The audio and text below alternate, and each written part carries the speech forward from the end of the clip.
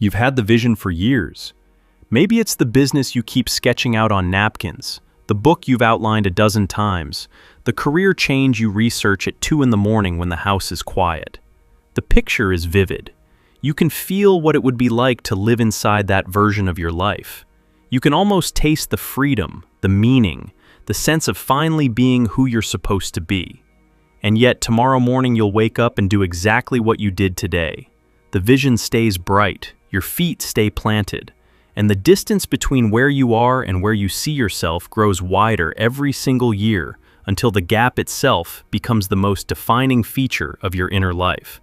Carl Jung spent a significant part of his career studying people exactly like this. People who carried enormous potential like a suitcase they never unpacked. He noticed something about them that went far deeper than laziness or fear or poor discipline, the usual explanations people throw around. What he found was that the dreaming itself had become the problem. The fantasy of transformation was performing a psychological function so powerful that it actually prevented the transformation from happening.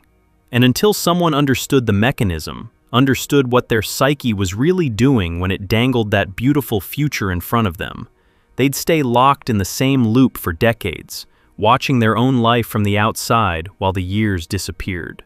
Today, I'm going to walk you through what Jung discovered about why ambitious, intelligent, deeply feeling people get trapped in the space between vision and action. I'm going to show you the specific psychological machinery that keeps that gap in place, why willpower and motivation fail every time, and what Jung identified as the only real way to collapse the distance between the life you imagine and the one you're actually living. To understand this pattern, you need to see it the way Jung saw it, as something much stranger and more layered than a motivation problem. Jung observed certain patients who came to him full of plans. They could articulate exactly who they wanted to become. They had rich inner worlds populated by future achievements, creative projects half-started, relationships they'd build once they were ready. These people weren't lazy. Many of them were brilliant. They'd read everything, understood everything, could explain their own psychology with frightening accuracy. And they were completely, utterly stuck. Jung noticed that these patients shared something peculiar. They talked about their potential the way other people talked about their accomplishments. There was a satisfaction in the telling, a glow that came over them when they described what they were going to do, who they were going to become. The vision itself gave them something emotional, something almost physical, a sense of identity, of worth, of meaning. And Jung realized this was the trap. The dream was feeding them just enough psychological nourishment to survive without ever having to risk anything real. He connected this pattern to what he described as the provisional life. The person living provisionally treats their current existence as a rough draft. The real version is coming later. Once they finish the degree, once they save enough money, once the timing is right, once they feel ready, then life will truly begin. Everything happening now is temporary, a holding pattern before the real thing starts. And this provisional stance can persist for an entire lifetime. The person reaches 40, 50, 60, still waiting for their real life to arrive, still treating the present as a rehearsal for something that never comes. The provisional life feels productive because you're always planning, always preparing, always almost ready. There's a future self living in your imagination who has already done all the hard things, and you relate to that imagined self as if they're the real you. The person sitting on the couch scrolling job listings at midnight isn't really you. The you who's going to launch that company, write that book, make that leap. That's the real one. You're just temporarily stuck in this lesser version. Jung would have recognized this as a kind of inflation. Inflation in Jungian psychology is when someone identifies with an image that's larger than their actual lived reality. You fuse with the archetypal potential instead of grounding in the specific, limited, imperfect person you are right now. And here's what makes it so insidious. It feels like ambition. It feels like having standards. It looks, from the inside, like you're someone who refuses to settle, who's destined for something greater. But the function it serves is the opposite of what it appears. The inflated identification with your future self is actually a way of avoiding the humiliation of being your present self. Because here's what the dream protects you from. If you never start, you never produce something mediocre. If you never commit to one path, you never close off the others. If you keep the vision in your head, perfect, luminous, untouched by reality, it can never be diminished by the awkward, clumsy, embarrassing process of actually making it real. The fantasy of writing a novel is pristine. The first draft of an actual novel is terrible. And your psyche, in its strange wisdom, has decided that the pristine fantasy is preferable to the terrible first draft. Jung traced this pattern back to something that usually formed in childhood. Somewhere in your early life, you got the message that your value was connected to your potential rather than your presence. Maybe you were the gifted kid, the one adults praised for being smart, for showing promise. Maybe your family was chaotic or neglectful, and you survived by retreating into a rich inner world where you were powerful and capable and free. Maybe you learned that what you could become was more interesting to people than what you actually were in the moment. Whatever the specific origin, the result was the same. You developed a relationship with possibility that was more vivid, more emotionally rewarding, and more psychologically safe than your relationship with reality. And that relationship calcified over time into something that looks, from the outside, like procrastination or self-sabotage, but is actually something far more structural. Your psyche built an entire architecture around the gap between dreaming and doing, and that architecture serves purposes you've never consciously examined. One of those purposes is protection from the shadow. Jung's concept of the shadow includes everything about yourself that you've pushed out of awareness because it felt unacceptable. And here's what most people stuck in this pattern never realize. The qualities you need to actually execute your vision, aggression, selfishness, the willingness to be disliked, the capacity to prioritize yourself ruthlessly, those qualities are sitting in your shadow. You've disowned them. The person who could actually build the life you dream about would need to be someone you've decided you're not allowed to be. Think about what it actually takes to write a book. You have to sit down, alone, and produce pages that might be bad. That requires a kind of ruthlessness toward your own comfort, toward other people's demands on your time, toward the inner critic screaming that you're wasting your life. Now think about starting a business. You have to ask for money. You have to promote yourself. You have to say, what I've made is worth paying for, and mean it. You have to tolerate being judged, rejected, misunderstood. You have to choose your own project over other people's needs again and again, in a way that will feel selfish because it is selfish. And if you've spent your entire life building an identity around being accommodating, kind, selfless, and easygoing, those necessary qualities aren't available to you.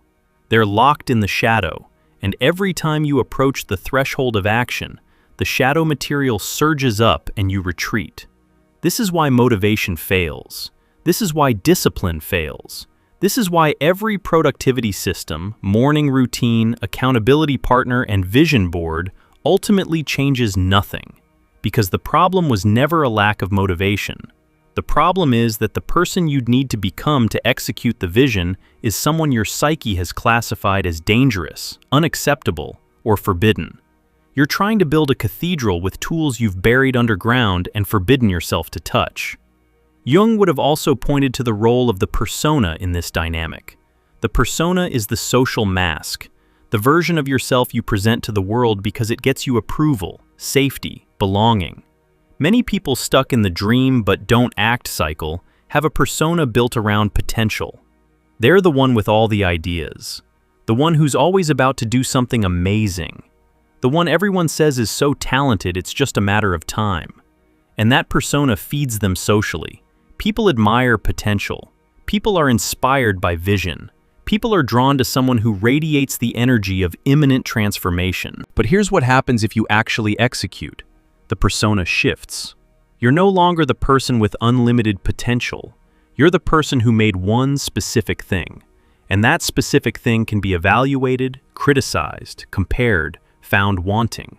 The infinite collapses into the finite. The dream, which was limitless, becomes a product, which is limited.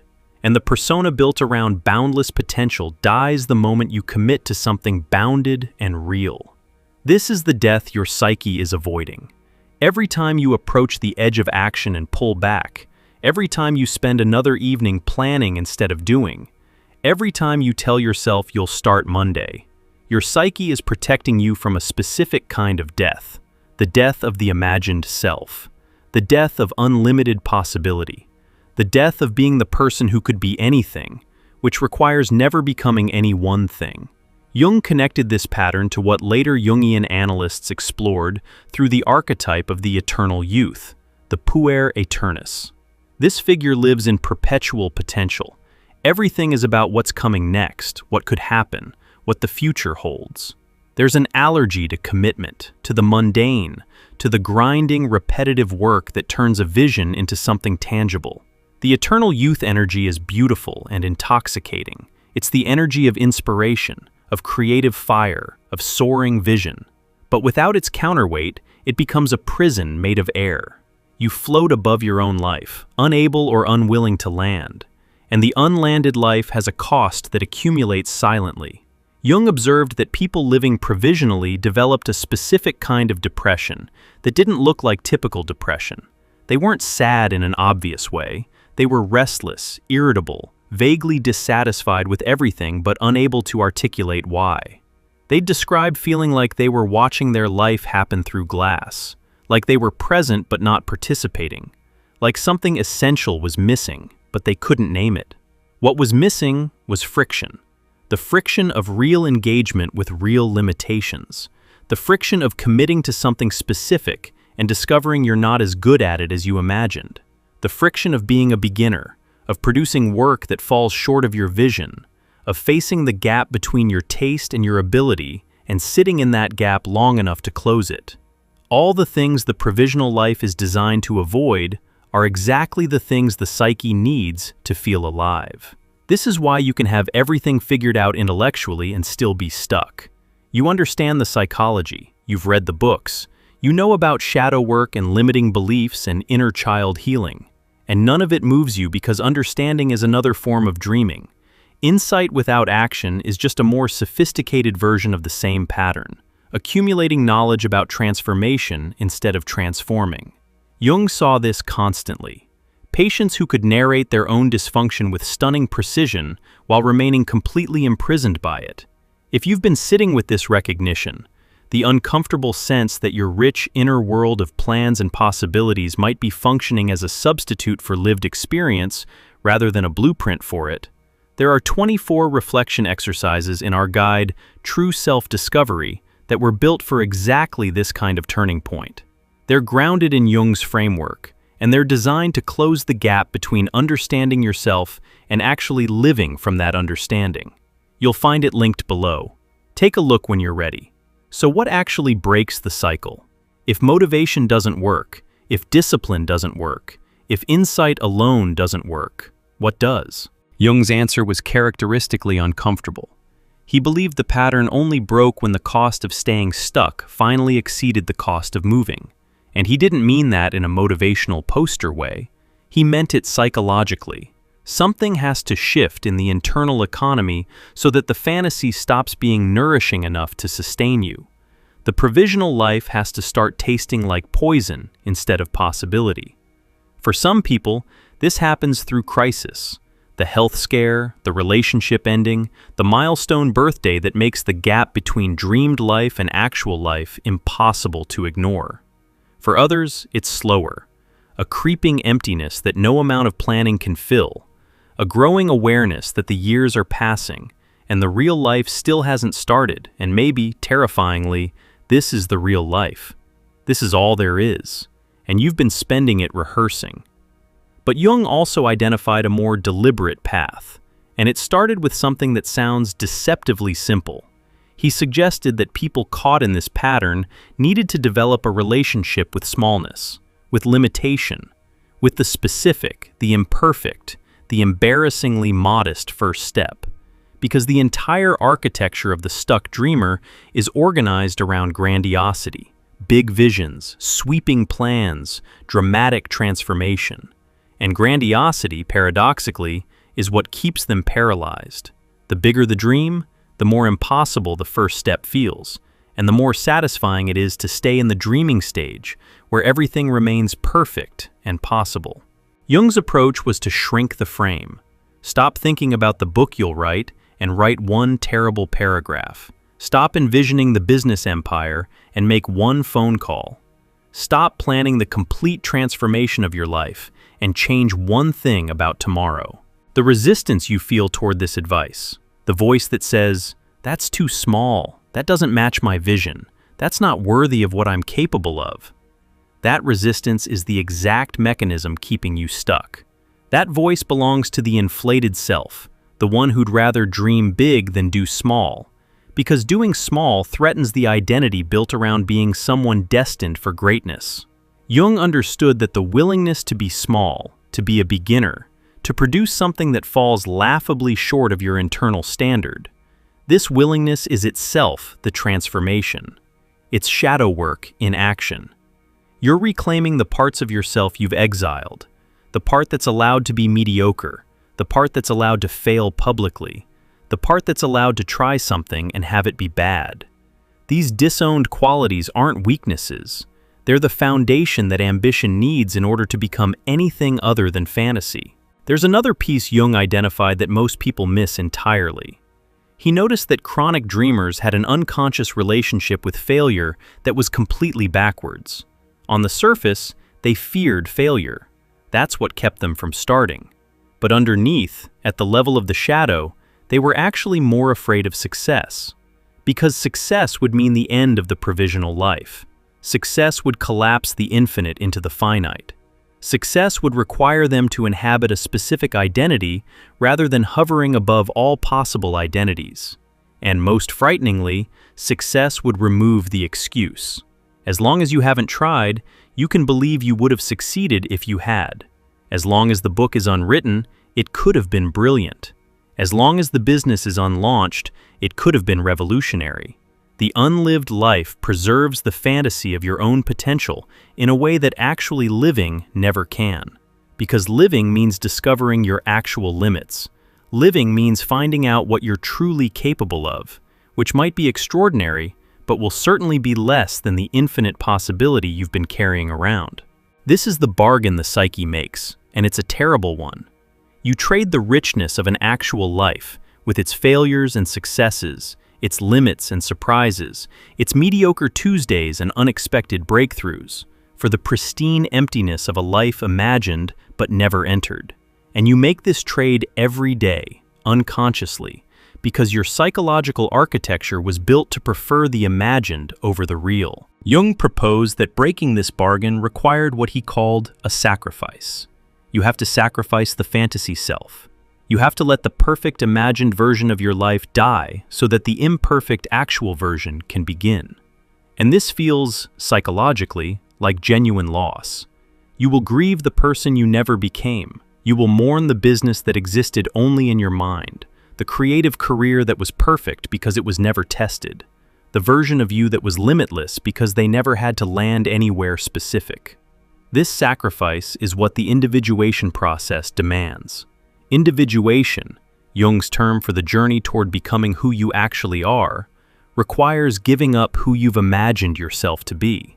It requires choosing the real over the ideal, again and again, until the real becomes enough, until a paragraph written badly is more valuable to you than a novel imagined perfectly, until a single client served well matters more than $1 million business planned on paper, until the life you're living, with all its awkwardness and limitation, becomes more interesting to you than the life you've been dreaming about.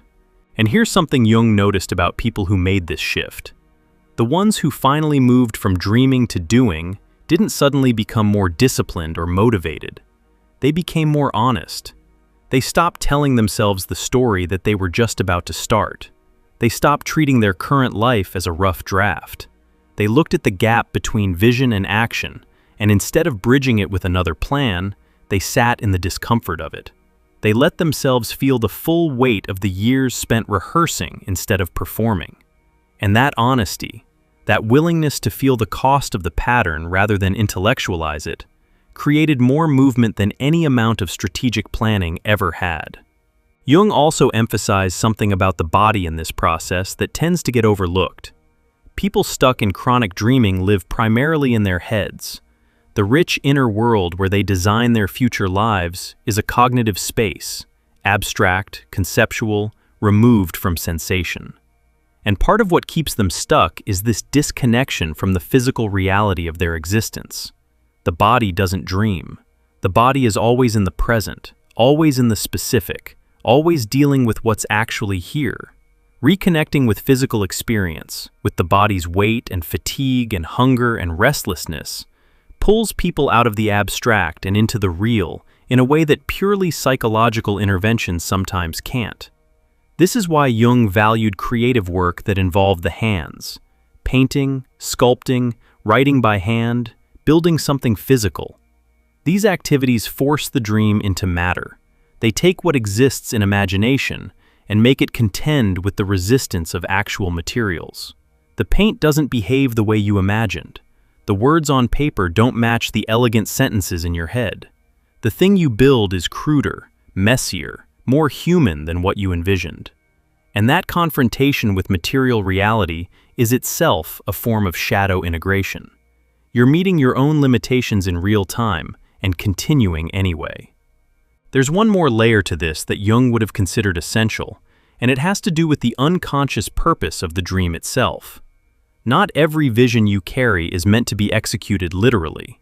Sometimes the big dream, the book, the business, the creative career, is the psyche's way of communicating something about what you need. But the literal content of the dream is a translation error. You dream of writing a novel because your psyche needs creative expression, but the specific form might be something entirely different. You dream of starting a business because your psyche needs autonomy, but the path to autonomy might look nothing like entrepreneurship. Jung would encourage you to look at the dream not as a literal instruction manual, but as a symbolic communication from the unconscious. What is the dream really about? What need does it represent? What quality of life is it pointing toward? Sometimes, answering those questions honestly reveals that you've been chasing a specific form when what you actually needed was the essence beneath it. And the essence might be accessible through paths that are simpler, less grandiose, and more immediately available than the dramatic vision you've been nursing for years. The person who dreams of writing a bestseller might really need to express something true and be witnessed.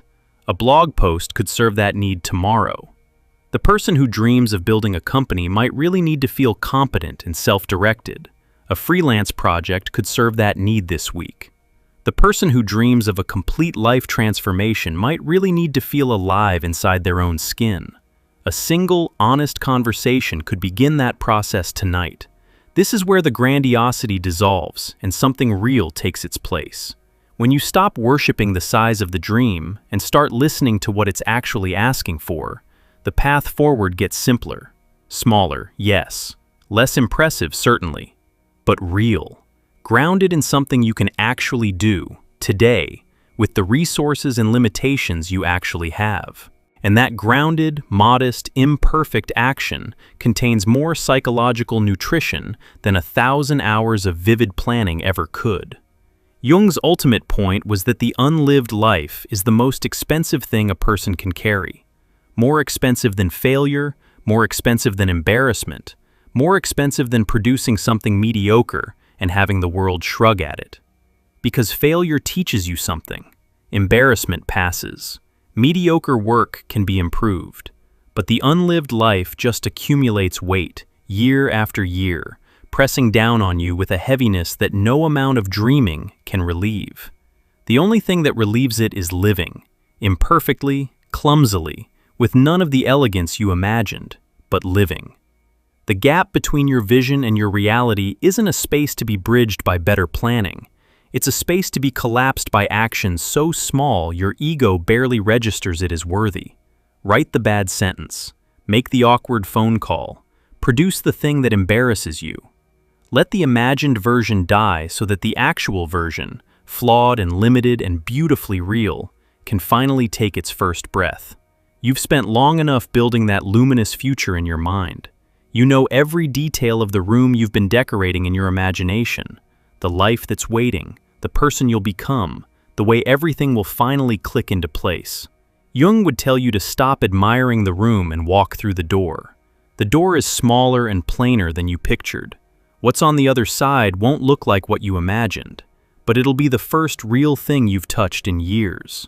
And real, even when it's rough, even when it falls short, even when it makes you cringe. Real is where your life actually lives.